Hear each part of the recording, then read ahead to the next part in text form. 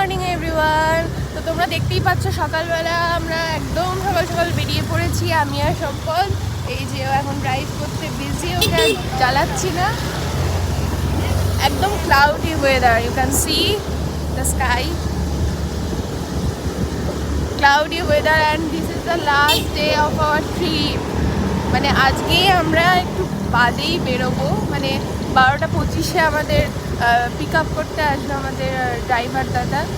তো little bit sad also, কালকে সন্ধ্যা থেকে আমাদের মনটা একটুখানি খারাপ, কিন্তু সেই মনটাকে আমরা ভালো করার জন্য আজকে সকাল সকাল বেরিয়ে পড়েছি। এখানকার লোকাল মার্কেট বলো বা লোকাল যে রাস্তাগুলো আছে না সেগুলোকে কভার করার জন্য, কারণ আমাদের বাইকে করে বেড়ানোটা হয়নি অ্যাকচুয়ালি, একদম টাইম পাইনি, আমাদের প্যাকড আপ শিডিউল ছিল। তো সেই জন্য যেটা বাকি থেকে গেছে সেটা আর বাকি রাখা হচ্ছে না, আমাদের সেই সবটা আমরা পূরণ করে নিচ্ছি। তো শেয়ার করছি তোমাদের সাথে, সাথে থাকো। প্রথমেই জানিয়ে রাখি, তোমাদেরও যদি ইচ্ছা হয় আমাদেরই মতো স্কুটিতে করে বালির শহরটাকে এক্সপ্লোর করার, তাহলে তোমরা যে হোটেলে থাকছো সেই হোটেলের কাছ থেকেই তোমরা কিন্তু স্কুটি রেন্টে নিতে পারো। ওখানকার ম্যাক্সিমাম হোটেলেই স্কুটি রেন্টে দেওয়ার ব্যবস্থা রয়েছে।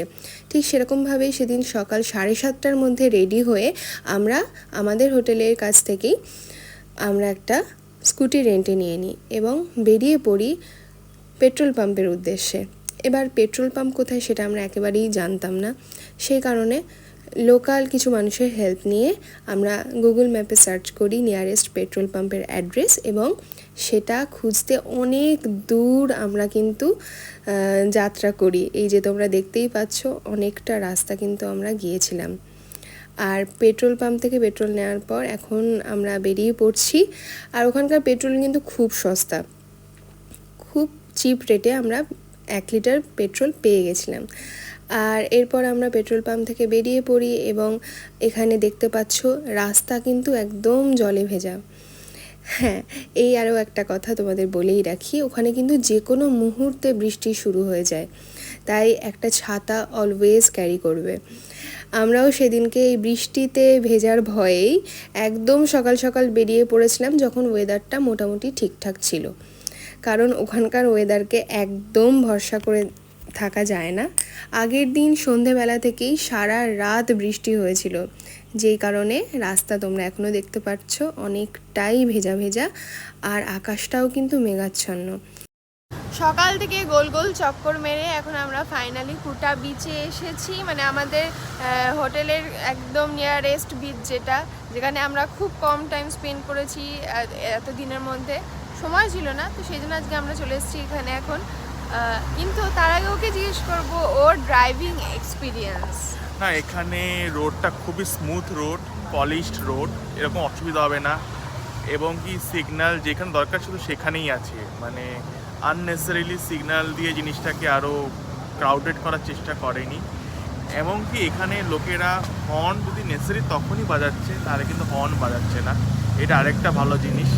তো এই কটা জিনিস আমার খুবই ভালো লেগেছে।